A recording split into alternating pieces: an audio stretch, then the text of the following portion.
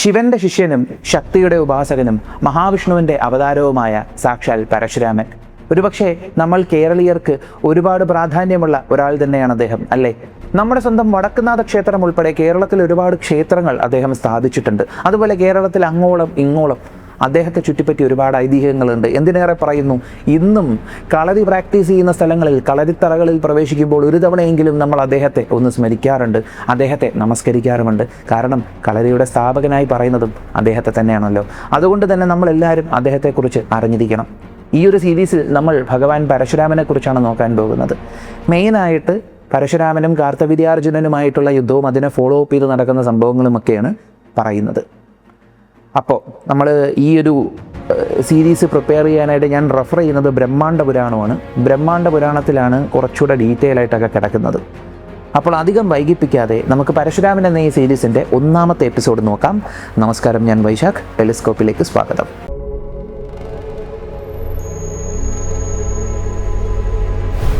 ശക്തിയുടെയും ഐശ്വര്യത്തിൻ്റെയും പ്രഭാവത്തിൽ തിളങ്ങിക്കൊണ്ടിരുന്ന ഹേഹേയ രാജവംശത്തിൻ്റെ തലസ്ഥാനം മാഹിഷ്മതി.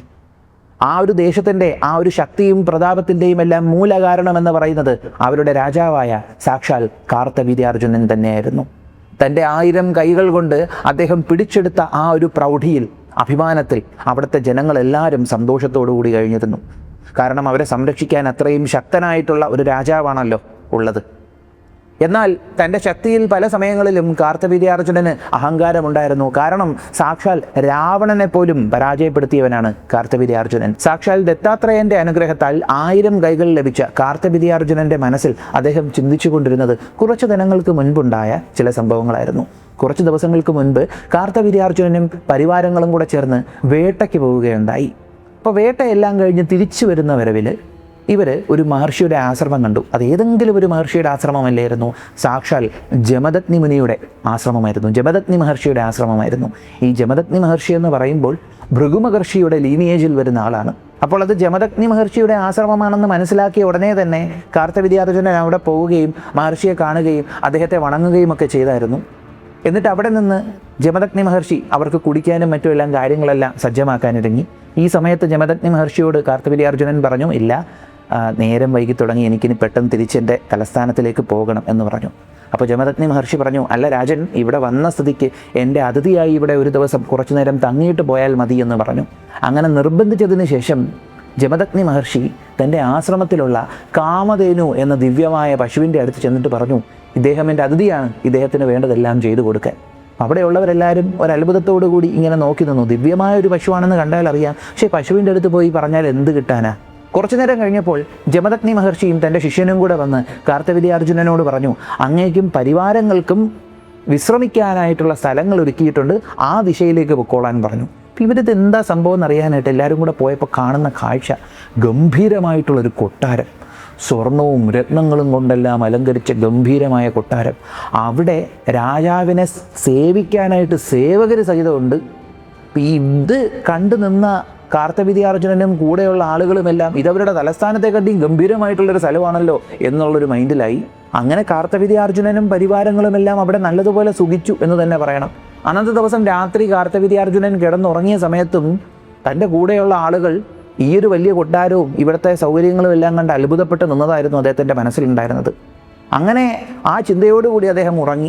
അടുത്ത ദിവസം രാവിലെ ചെന്ന് ജമദഗ്നി മഹർഷിയെ കണ്ട് അവിടെ നിന്ന് യാത്രയായി. എന്നാൽ അവിടെ നിന്ന് അദ്ദേഹം യാത്രയായെങ്കിലും അദ്ദേഹത്തിൻ്റെ മനസ്സ് ഇപ്പോഴും അവിടെ കാമധേനുവിൽ ഉടക്കി കിടക്കുകയാണ്.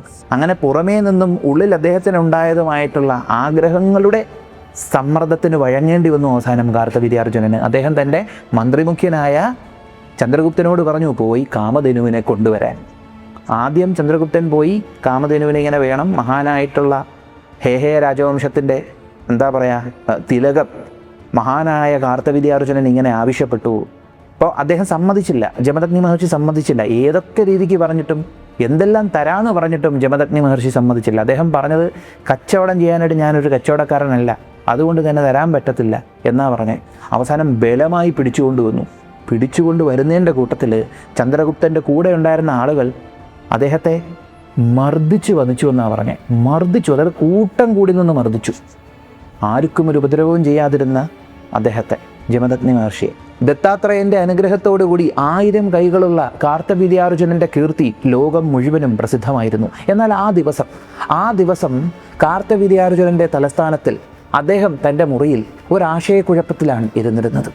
താൻ ആഗ്രഹിച്ച ഒരു കാര്യം അദ്ദേഹത്തിന് കിട്ടി, പക്ഷെ അതെങ്ങനെ കിട്ടി എന്നുള്ള കാര്യത്തെക്കുറിച്ച് ആലോചിച്ച് അദ്ദേഹം ഒരുപാട് വ്യാകുലപ്പെട്ടിരുന്നു. കാർത്തവീര്യാർജുനൻ്റെ മുഖത്തിൽ ഇങ്ങനെ ആശയക്കുഴപ്പങ്ങൾ അങ്ങനെ അധികം വന്ന് ആരും കണ്ടിട്ടില്ല. കാരണം അദ്ദേഹത്തിൻ്റെ ശക്തിക്ക് മുന്നിൽ അദ്ദേഹം ആഗ്രഹിക്കുന്ന കാര്യങ്ങളെല്ലാം അദ്ദേഹം എല്ലായ്പ്പോഴും സാധിച്ചെടുത്തിരുന്നു. തങ്ങളുടെ രാജാവിൻ്റെ മുഖത്ത് ഇങ്ങനത്തെ ഒരു മുഖഭാവം വന്നതുകൊണ്ട് തന്നെ കാർത്തവീര്യാർജുനൻ്റെ മന്ത്രിമുഖ്യനായിരുന്ന ചന്ദ്രഗുപ്തൻ അദ്ദേഹത്തിനോട് ചോദിച്ചു, രാജൻ, എന്താണ് അങ്ങേക്ക് സംഭവിച്ചത്?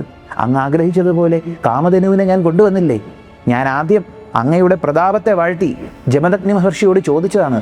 അപ്പോൾ അദ്ദേഹം പറഞ്ഞു, ഒരു കാരണവശാലും കാമധേനുവിനെ വിട്ടുതരത്തില്ല എന്ന്. അദ്ദേഹത്തെ വീഴ്ത്തിയിട്ടാണെങ്കിലും ഞാൻ അങ്ങയുടെ മുന്നിൽ ഇത് കൊണ്ടുവന്നില്ലേ? കാർത്തവീര്യാർജുനൻ പറഞ്ഞു, ശരിയാണ്, എൻ്റെ ആഗ്രഹം സാധിച്ചു. പക്ഷേ ഒരു സാധു ബ്രാഹ്മണനെ വധിച്ചിട്ടല്ലേ നീ അത് കൊണ്ടുവന്നത്?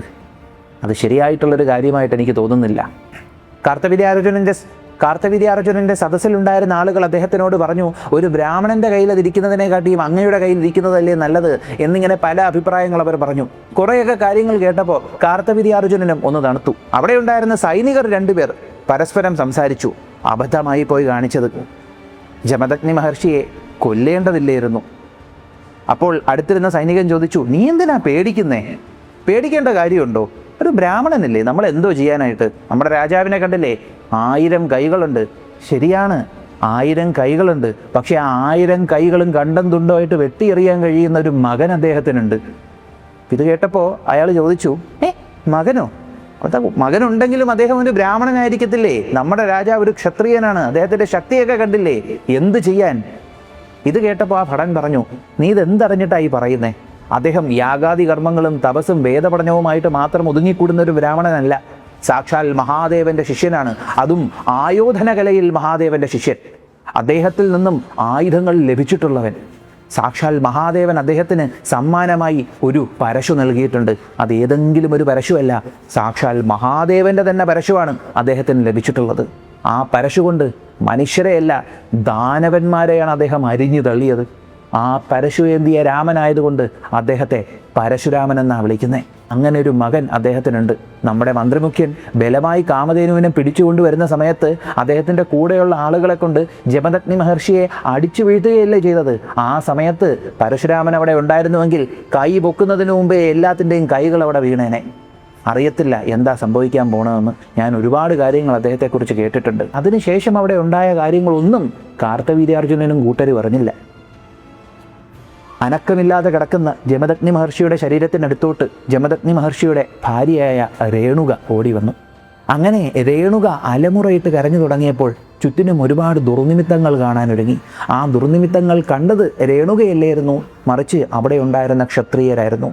കാരണം എന്തോ ഒരു ആപത്ത് അവരുടെ അടുത്തേക്ക് വരാൻ പോകുന്നതായിട്ട് അവർക്ക് തോന്നി തുടങ്ങി. കാട്ടിൽ നിന്ന് ഒരു ശബ്ദം ഉറക്കെ കേട്ടു, അമ്മേ എന്തു പറ്റി?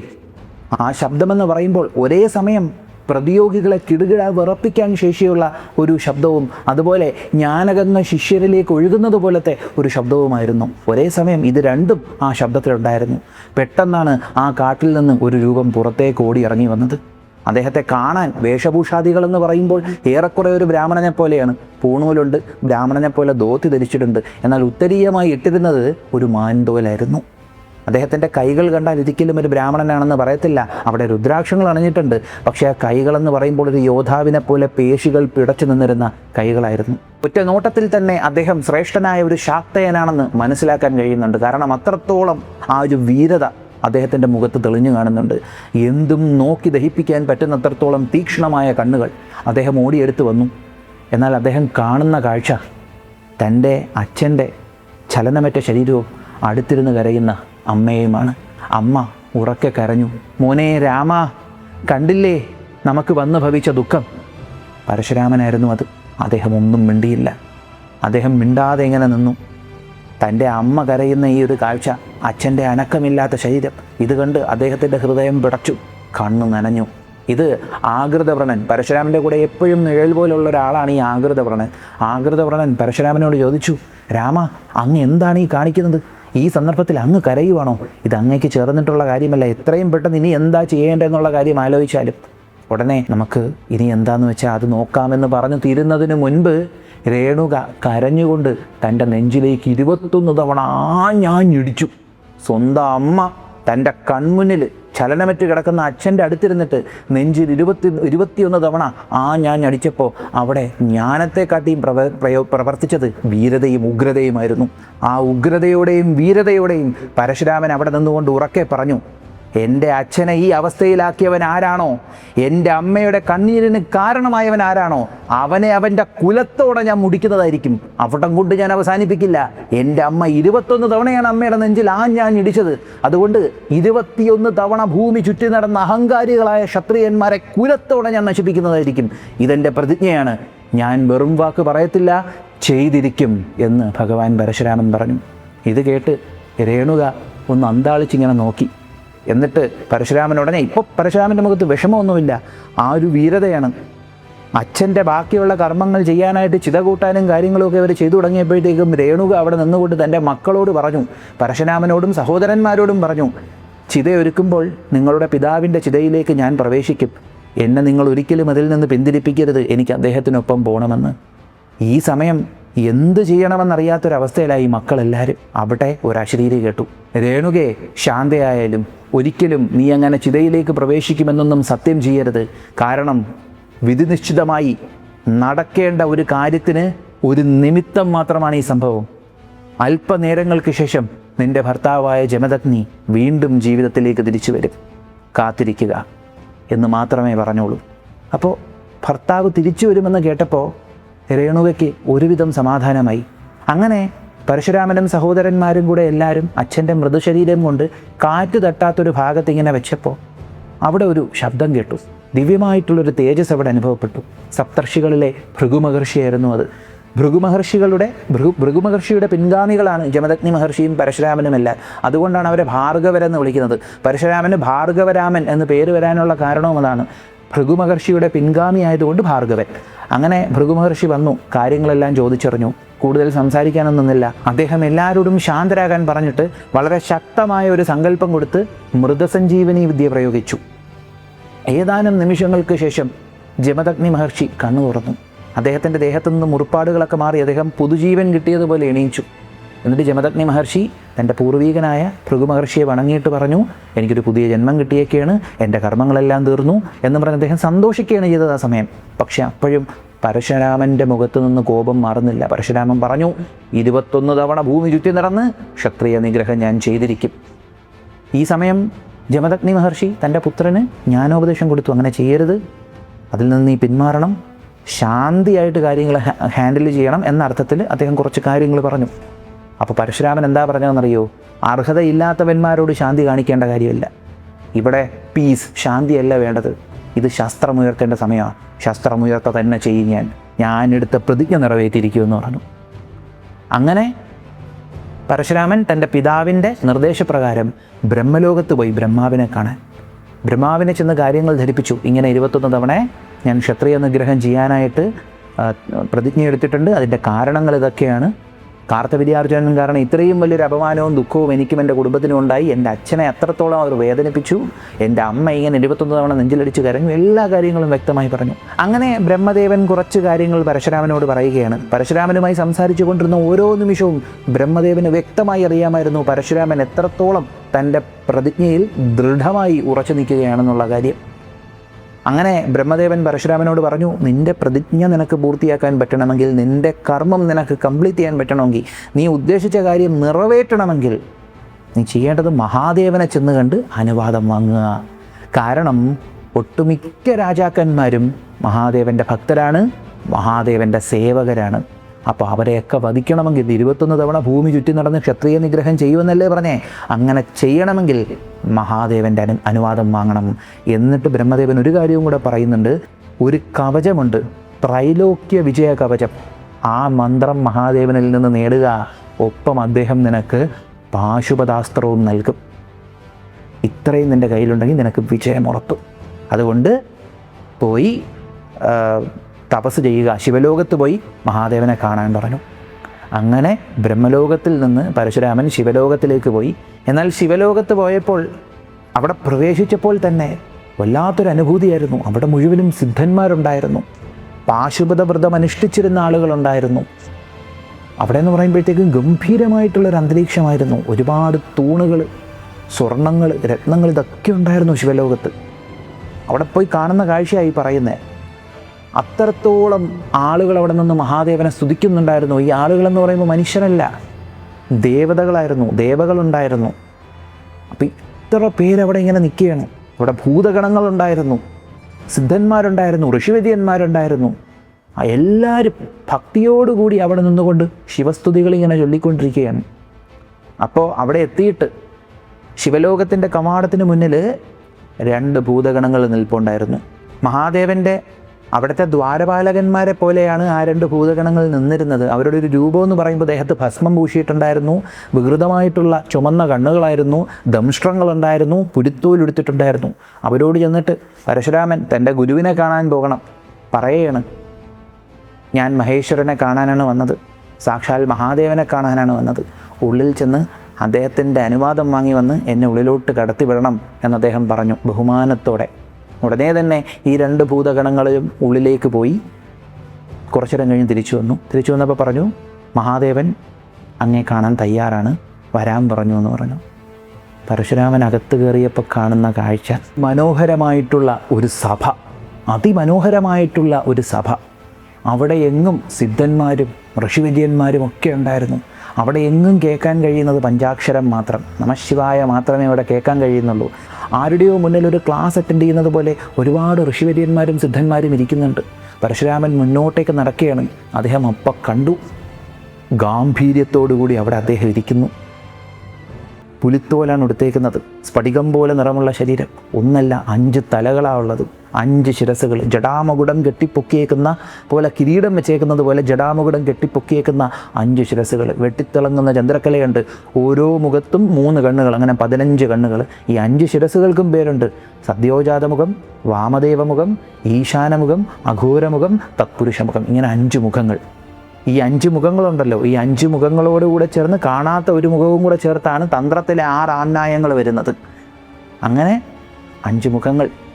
അദ്ദേഹത്തിൻ്റെ കഴുത്തിൽ നാഗത്തിനെ ആഭരണം പോലെ അണിഞ്ഞേക്കുന്നു വാസുകിയെ. അദ്ദേഹത്തെ രുദ്രാക്ഷങ്ങൾ അണിഞ്ഞിട്ടുണ്ടായിരുന്നു. ഗംഭീരമായിട്ടുള്ള വിരിഞ്ഞ തോളുകൾ, ജ്ഞാനമുദ്ര പിടിച്ചിരുന്ന് തൻ്റെ മുന്നിലുള്ള ഋഷിവര്യന്മാർക്കെല്ലാം ഉപദേശം കൊടുത്തുകൊണ്ടിരിക്കുകയാണ്. അദ്ദേഹം ജ്ഞാനം പകർന്നു കൊടുത്തുകൊണ്ടിരിക്കുകയാണ്. അദ്ദേഹം മാത്രമല്ല അവിടെ ഉള്ളത്, അദ്ദേഹത്തിൻ്റെ ഇടത്ത് ഭാഗത്തൊരാൾ നിൽപ്പുണ്ട്. വിരിഞ്ഞ തോളുകളുള്ള അദ്ദേഹം ഇങ്ങനെ നിൽക്കുന്നത് അത്രത്തോളം ഗാംഭീര്യത്തോടുകൂടി അദ്ദേഹം നിൽക്കുന്നത്. അദ്ദേഹത്തിൻ്റെ നിറം എന്ന് പറയുമ്പോൾ ചെറുതായിട്ട് ചുവപ്പ് കലർന്നിട്ടുള്ളൊരു നിറം. മുഖത്തിലേക്ക് നോക്കിയാലോ ഇതുപോലെ സുന്ദരൻ പിന്നെ മഹാവിഷ്ണു ഭഗവാനേ ഉള്ളൂ. അത്രത്തോളം സുന്ദരൻ, നല്ല മനോഹരമായിട്ടുള്ള മുടി, ഒരു പടത്തലവൻ്റെ ഗാംഭീര്യത്തിൽ ഇങ്ങനെ നിൽക്കുകയാണ് മഹാദേവൻ്റെ ഇടത്ത് ഭാഗത്തായിട്ട്.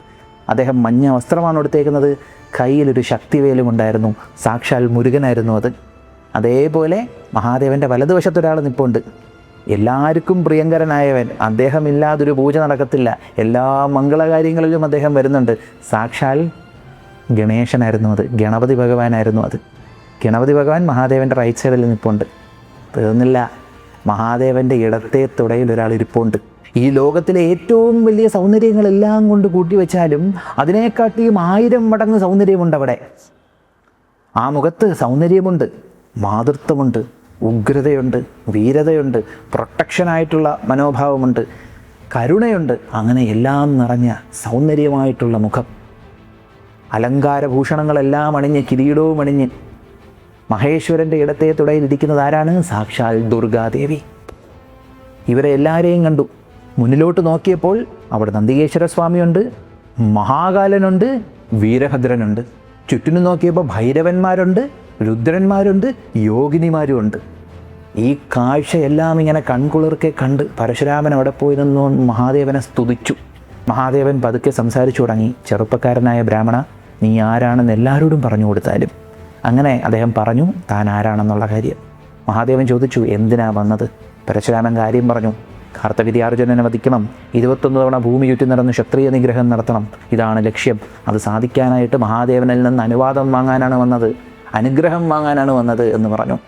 ഇത് കേട്ടപ്പോൾ, കാരണം ഈ ഒരു ക്ഷത്രിയന്മാർക്കിടയിൽ മഹാദേവൻ്റെ ഭക്തരുണ്ട്. ബ്രഹ്മദേവൻ പറഞ്ഞില്ലേ, മഹാദേവൻ്റെ ഭക്തരുണ്ട്, അവരെയും വധിക്കണമെങ്കിൽ മഹാദേവൻ്റെ അനുവാദം വാങ്ങണം, എങ്കിലേ ക്ഷത്രിയരെ 21 തവണ നിഗ്രഹിക്കാൻ കഴിയുള്ളൂ എന്നല്ലേ പറഞ്ഞേക്കുന്നത്. ഈ സമയം മഹാദേവൻ ദേവിയുടെ മുഖത്ത് നോക്കിയിട്ട് കുറച്ചു നേരം ഒന്നും മിണ്ടാതിരുന്നു. ഇപ്പം 21 തവണ ക്ഷത്രിയ നിഗ്രഹം ചെയ്യാനാണ് വന്നേക്കുന്നത്. ബ്രഹ്മദേവൻ പറഞ്ഞില്ലേ മിക്ക ക്ഷത്രിയരും മഹാദേവൻ്റെ സേവകരാണെന്ന് പറഞ്ഞില്ലേ, അപ്പോൾ അനുവാദം വാങ്ങണം. അതുകൊണ്ടായിരിക്കണം മഹാദേവൻ ഇങ്ങനെ മിണ്ടാതിരുന്നത്.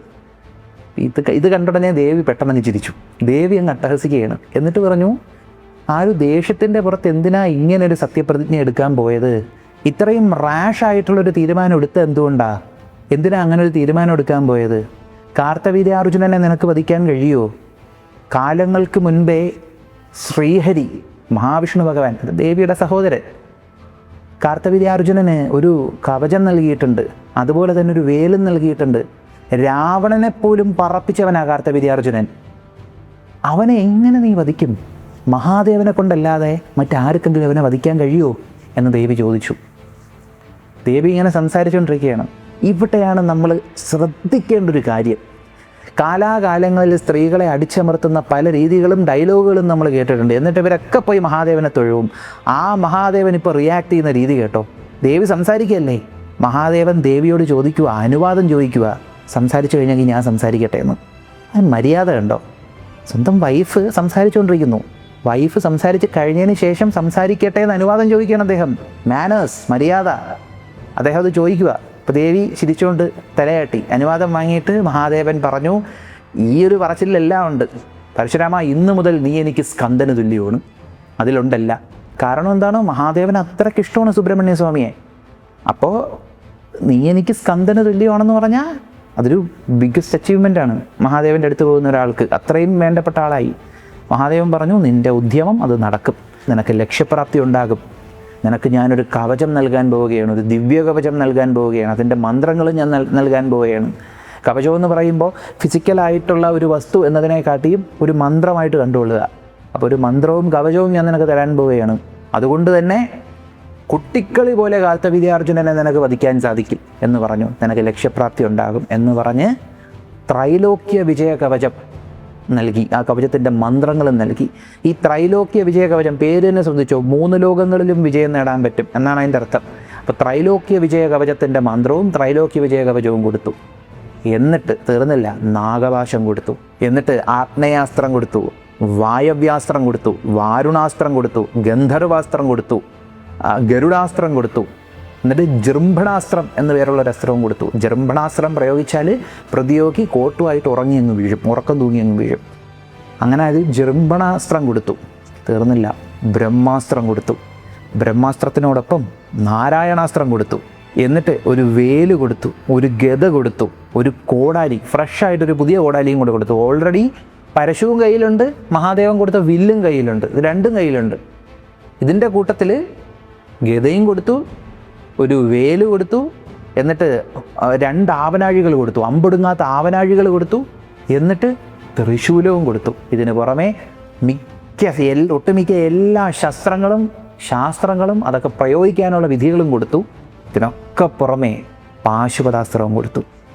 അങ്ങനെ ആ ഒരു ശക്തിയിൽ പരശുരാമൻ അവിടെ സ്ഫുരിച്ചു എന്നാണ് പറയുന്നത്. എന്നിട്ട് മഹാദേവനെ സ്തുതിച്ചു. ദേവിയെയും സ്കന്ദനെയും ഗണപതി ഭഗവാനെയും മഹാദേവനെയും കൂടെ ചേർത്ത് അദ്ദേഹം വലം വെച്ചിട്ട് അവിടെ നിന്ന് യാത്രയായി. എന്നിട്ട് അദ്ദേഹം നർമ്മദയുടെ തീരത്ത് പോയിരുന്നു. തൻ്റെ ഉപാസനയും സാധനയും യാഗാദി കർമ്മങ്ങളും എല്ലാം ചെയ്ത് റെഡിയായിക്കൊണ്ടിരുന്നു. എന്നിട്ട് അദ്ദേഹം യുദ്ധത്തിന് സജ്ജനായി. ഇത്രയും നടന്നതൊന്നും കാർത്തവീര്യാർജുനൻ അറിഞ്ഞില്ല. ഇപ്പോഴും കാർത്തവീര്യാർജുനൻ ഫ്ലാഷ് ബാക്ക് കഴിഞ്ഞു. കാർത്തവീര്യാർജുനൻ തൻ്റെ സഭയിലിരിക്കുകയാണ്. പെട്ടെന്നൊരാൾ അങ്ങോട്ടേക്ക് കയറി വന്നു. പറയാണ്, ഞാൻ പരശുരാമൻ എന്ന് വിളിപ്പേരുള്ള ഭാർഗവരാമൻ പറഞ്ഞിട്ട് ഇങ്ങോട്ട് വന്നതാണ്. അദ്ദേഹം നിങ്ങളെയും കാട്ട് നർമ്മദയുടെ തീരത്തുണ്ട്. അദ്ദേഹം യുദ്ധത്തിന് നിങ്ങളെ ആഹ്വാനം ചെയ്തിരിക്കുകയാണ്. അദ്ദേഹം അങ്ങേക്കൊരു സന്ദേശം അയച്ചിട്ടുണ്ട് രാജൻ എന്ന് പറഞ്ഞു. അപ്പോൾ അദ്ദേഹം കാർത്തവീര്യാർജുനൻ ജമദഗ്നി മഹർഷിയുടെ പുത്രനല്ലേ ഭാർഗവരാമൻ? ജാമദഗ്നേയനായ ഭാർഗവരാമൻ എന്ത് സന്ദേശമാണാവോ എനിക്ക് അയച്ചത് എന്ന് കാർത്തവീര്യാർജുനൻ ചോദിച്ചു. ആ ദൂതൻ പറഞ്ഞു, സന്ദേശം ഇത്ര മാത്രമാണ് രാജൻ. നർമ്മദയുടെ തീരത്തിൽ അങ്ങയെ കാത്തിരിക്കുകയാണ്. അങ്ങയെ മുന്നിൽ കാണുന്ന സമയം കൂട്ടത്തോടെ ചേർത്ത് വെട്ടിക്കൂട്ടിക്കളയുമെന്നാണ് പറഞ്ഞത്. വേറൊന്നുമല്ല. അതുകൊണ്ട് അധികം കാത്തിരിക്കാനൊന്നും നേരമില്ല. പട കൂട്ടിയോ കൂട്ടാതെയോ അങ്ങോട്ടേക്ക് ചെല്ലാൻ പറഞ്ഞു. ഇത് കേട്ടുടനെ കാർത്തവീര്യാർജുനനും കൂട്ടർക്ക് ദേഷ്യം വന്നു. ഇത്ര ധിക്കാരമോ? കാർത്തവീര്യാർജുനൻ ഉടനെ തന്നെ എന്നെ വധിക്കുമെന്ന് പറഞ്ഞേക്കുന്നോ? അതൊന്ന് കാണണമല്ലോ.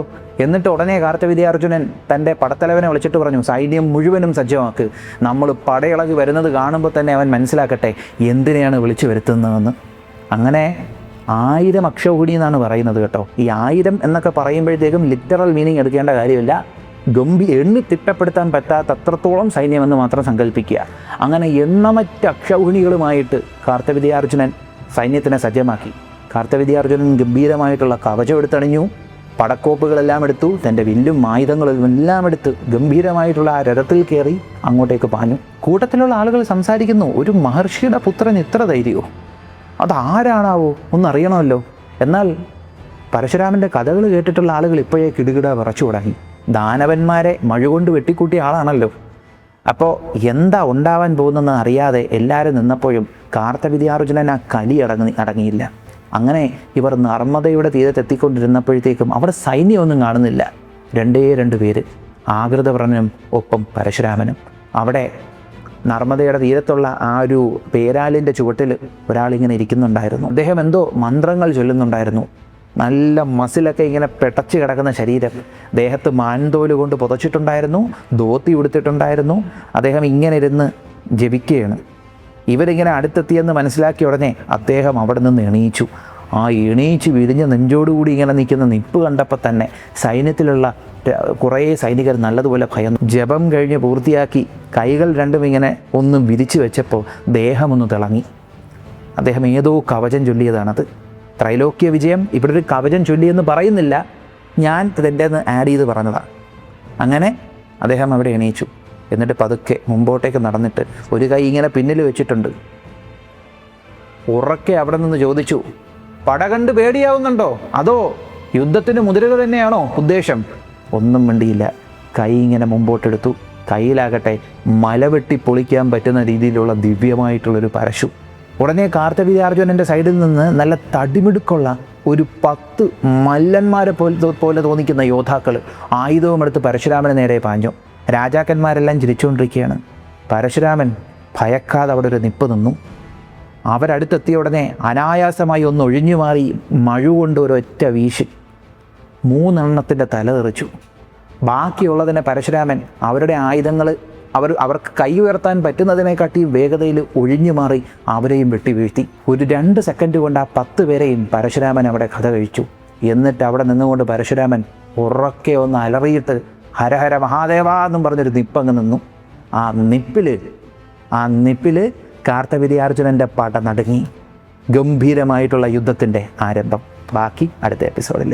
പിന്നെ ഈ ഒരു സീരീസിൻ്റെ കാര്യം കുറച്ച് കാര്യങ്ങൾ പറയാനുണ്ട്. ഇന്ന് ഈ എപ്പിസോഡ് ഇട്ടു. നമ്മൾ കുരുക്ഷേത്രം സീരീസ് ചെയ്തതുപോലെ സീരീസ് കഴിയുന്നത് വരെ ഈ ഒരു സീരീസിൻ്റെ എപ്പിസോഡ്സ് മാത്രമായിരിക്കത്തില്ല. ഇന്ന് ഈ എപ്പിസോഡ് ഇട്ടല്ലോ, അടുത്ത എപ്പിസോഡ് അടുത്ത ഫ്രൈഡേ എത്തും. ഇതിനിടയ്ക്ക് നമ്മൾ വേറെയും ടോപ്പിക്കുകൾ ചെയ്യുന്നതായിരിക്കും. ഓക്കെ. പിന്നെ ഇപ്പോൾ ഇതെന്ന് പറയുമ്പോഴത്തേക്കും മഴു മാത്രമല്ല കേട്ടോ, ദിവ്യാസ്ത്രങ്ങളെല്ലാം തുരുതുരാ പ്രയോഗിക്കും. ഈ നാരാജം ശൂരപ്രം എന്നൊക്കെ പറയുന്ന സാധാ അമ്പുകൾ പ്രയോഗിക്കുന്ന പോലെ പരശുരാമൻ ഇവിടെ ദിവ്യാസ്ത്രങ്ങളൊക്കെ പ്രയോഗിക്കുന്നുണ്ട്.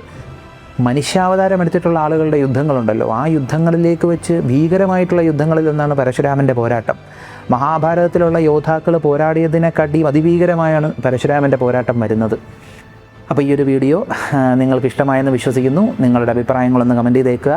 നമ്മുടെ ചാനലിലേക്ക് നിങ്ങൾ ആദ്യമായിട്ടാണ് വരുന്നതെങ്കിൽ ഒന്ന് സബ്സ്ക്രൈബ് ചെയ്തേക്കുക. നമ്മുടെ ചാനലിലെ കണ്ടൻറ്റുകൾ നിങ്ങൾക്ക് ഇഷ്ടപ്പെടുന്നുണ്ടെങ്കിൽ നിങ്ങളുടെ ബന്ധുമിത്രാദികൾക്കും പറ്റുമെങ്കിൽ ശത്രുക്കൾക്കും ഒന്ന് അയച്ചു കൊടുക്കുക. മറ്റൊരു വീഡിയോയിൽ മറ്റൊരു കണ്ടൻറ്റുമായി കാണുന്നത് വരെ